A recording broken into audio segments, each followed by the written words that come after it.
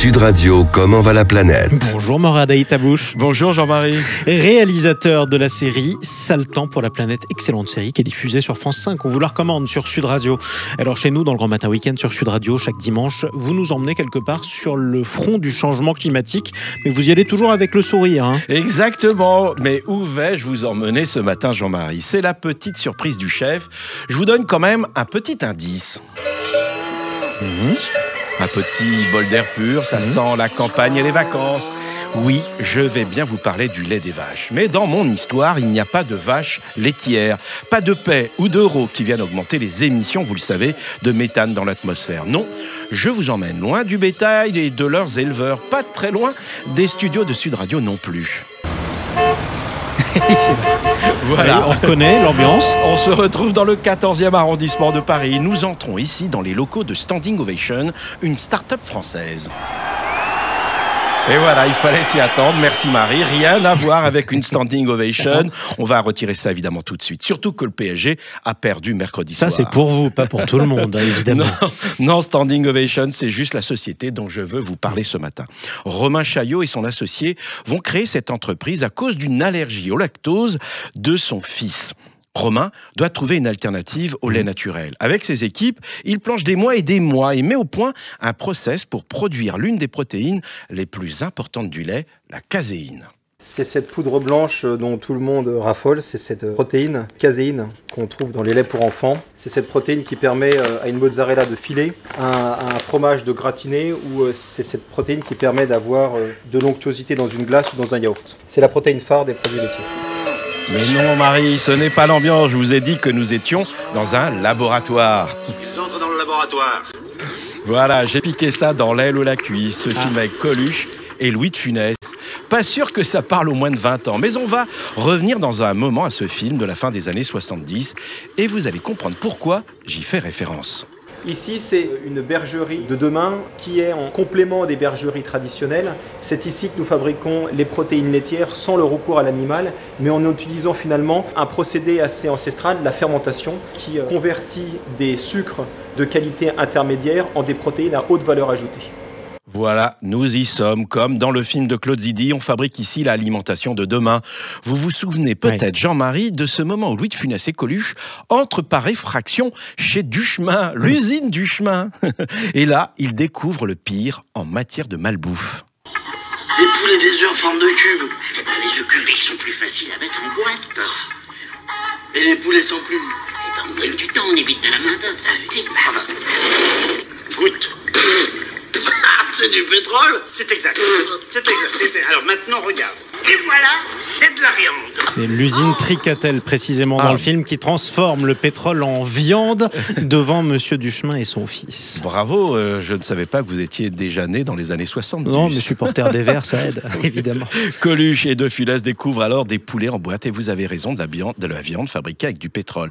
Voilà pourquoi j'ai pensé à ce film avant d'entrer dans le laboratoire de Standing Ovation. Mais ça n'a absolument rien à voir, mais le clin d'œil était sympa. Bref, revenons à nos moutons et à notre caséine qui dispose d'atouts intéressants. Il est évident que ces protéines répondent à la demande végane et sans le recours à l'animal. C'est également un pilier de l'entreprise, en plus du côté durable et de cette capacité à assurer la souveraineté alimentaire. Cette caséine produite a des vertus insoupçonnées. On écoute toujours Romain. Ça nous permet de produire avec une meilleure empreinte environnementale. On réduit comme ça notre impact carbone par 90%. On réduit aussi notre consommation d'eau. On réduit aussi l'utilisation des terres agricoles. C'est vraiment une approche qui nous permet de nourrir demain la planète avec les mêmes produits, le même goût. Avant de goûter les produits que l'on peut obtenir avec cette caséine, petit mode d'emploi avec les préparatrices de la start-up. Tout part de la poudre obtenue par un procédé tenu évidemment secret. On fait une étape de mélange pour pouvoir homogénéiser le mix donc avec la caséine et tout ce qu'on a mélangé pour pouvoir obtenir après notre fromage. Ensuite, ça va en coagulation et du coup après on passe aux étapes comme en étape fromagère, en production fromagère, des moulages qui maintenant va vous montrer. Voilà, et donc du coup ensuite, après moulage, on va obtenir un fromage qui est comme celui-ci.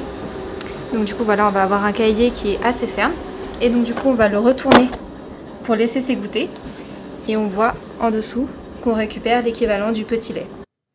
cailler, puis égoutter avant d'être moulé, salé et enfin affiné. Le produit est prêt. Devant nous, des fromages, du beurre et même de la glace. C'est parti. Donc là, c'est la dégustation. Exactement, c'est quand même la partie la plus agréable. J'imagine. On peut comme ça vérifier qu'on retombe sur le moussant d'une crème glacée, l'onctuosité d'un yaourt ou la fermeté d'un fromage. C'est une glace vanille comme on a l'habitude d'avoir depuis notre enfance. Cet effet moussant qui est indispensable pour une glace, c'est ça que notre protéine apporte, tout en ayant ce petit goût laitier dont on raffole. Ce que les consommateurs recherchent avec notre ingrédient pour les yaourts, c'est d'avoir ce côté crémeux, onctueux d'un yaourt qu'on a du mal à retrouver avec une autre protéine que celle de la vache. Bon, alors, mon cher Morad, maintenant que vous m'avez parlé de tricatel et de la cuisse, j'ai qu'une question. Est-ce que c'est vraiment bon? Parce que ça n'a pas l'air dit comme ça. Franchement, j'ai goûté au fromage et à la glace. C'est vraiment pas mal. Il y a d'autres produits, évidemment, que l'on peut obtenir avec cette caséine. On fabrique aujourd'hui des yaourts nature, des yaourts avec des fruits. Ce qui est bien, c'est qu'on retombe sur cette touche lactée que le consommateur recherche. Nous avons aussi démontré notre capacité à produire du lait, notamment du lait moussant. Pour le cappuccino, nous avons aussi la possibilité de réaliser des barres protéinées pour les sportifs, de la crème fraîche, de la chantilly. Nous sommes encore un petit nombre de privilégiés à pouvoir déguster comme ça le yaourt, la glace ou le fromage de demain. C'est vrai que d'après Romain, ce type de protéines alternatives pourrait représenter quand même jusqu'à 20% du marché des produits laitiers d'ici à 2035. Ce n'est pas rien. Précision aussi importante, tout de même, cette caséine ne remplacera jamais, je vous rassure Jean-Marie, les fromages produits en AOC, appellation d'origine contrôlée, en AOP ou en IGP. Et c'est tant mieux, rien de tel que les produits naturels, je vous entends le dire, évidemment. Mais il faut vivre avec son temps et s'adapter au dérèglement climatique, car on le sait, avec une hausse de la population mondiale importante d'ici à 2100, il sera quasi impossible de nourrir la planète. Alors, il faut innover, et c'est ce que propose Standing Ovation. Bravo, en tout cas à eux. Merci à vous, mon cher Morad. Vous savez quoi? Je vais vous laisser vivre avec votre temps. Pendant ce temps-là, je vais rester avec mon Roquefort et mon les années Langres, 70. tranquille. Et mes années 70 et mon AS Saint-Étienne. Merci à vous, Morad Aïtabouche. Je rappelle que votre série documentaire est à retrouver sur France 5. Sale temps pour la planète et à bientôt sur Sud Radio. À bientôt.